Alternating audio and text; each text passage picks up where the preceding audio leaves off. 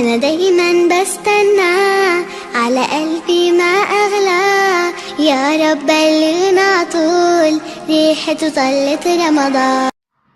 السلام عليكم ورحمة الله وبركاته. وأني قويد الله كسولو هذا channel كان أحمد الدارقطني. فضلا لايك قريب فيديوغان سبسكرايب ندي channel كاديات وحسبتها. maantay waxaan isweydiin doonaa su'aalo kooban kuwaasoo ah aqoon guud aan kaga hadli doono taariikhdii islaamka. waa su'aalo kooban oo goobo geli ah midii waxay haystaa 10 sekin inaad kaga faa'iidaystid oo kaga jawaabtid 10kaas sekin ka bacdi jawaabta saxda ah arki doonta. haddaba su'aasha koowaad aan ku bilowno kumuu ahaa aasaasihii dowladii Tataarka ama Mongoolka? jawaabta koowaad Genghis Khan. jawaabta labaad Genghis Khan. jawaabta saddexaad Hulagu Khan. jawaabta afraad Manco Khan. 10 sekin ma istaa kaga faa'iidayso. بيحل حياتنا ويفرشها ورود. رمضان ده حياتي حلى أوقاتي. jawaabtu waa Genghis Khan. waa ninkii abuuray dowladii Tataarka ama Mongolianka. tan labaad goorma ayay burburtay dowladii Cuthmaaniyiinta ama Ottoman Empire?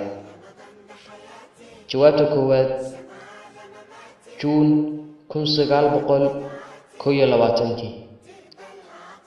jawaabta labaad Agosto 1923. jawaabta saddexaad November 1922.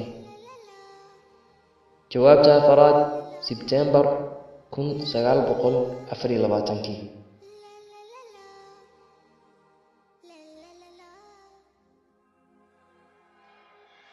رمضان ده حياتي شمع على مماتي يا ربي دعاء. jawaabta saxda ah waa November 1922.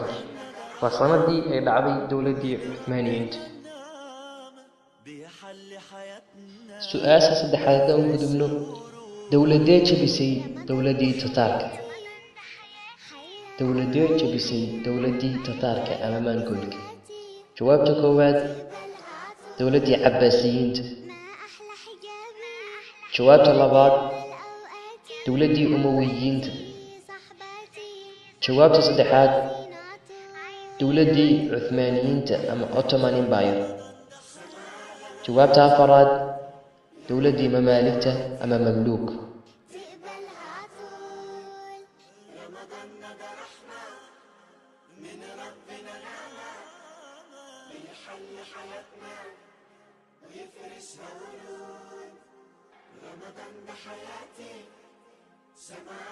jawaabta saxda ah waa jawaabta afraad oo ah dowladii Mamaaligta ama Mamluuk. su'aasha afraad haddaan u gudubno yaa hogaaminayay ciidamadii furtay Shiinaha ama China? jawaabta koowaad Tariq ibn Ziyad. jawaabta labaad Bibris. jawaabta saddexaad Solomich. jawaabta afraad Qutayba ibn Muslim.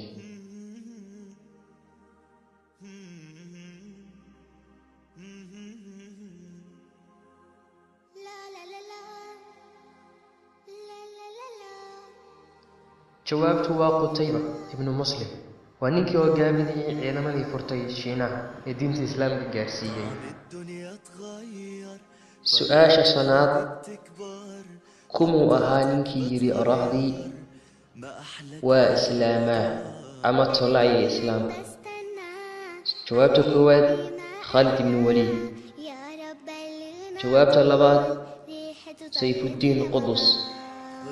jawaabta saddexaad صلاح الدين الأيوب.